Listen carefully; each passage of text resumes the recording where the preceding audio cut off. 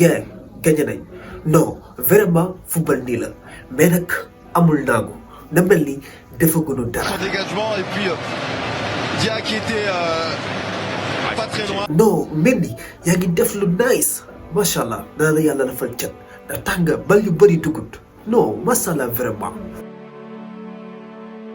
Iliman nag dañ ko may sens waaw parce que mën naa say lu bëree bëri ci équipe bi waaw dafa am talent billahi jàmm ci yow Iliman.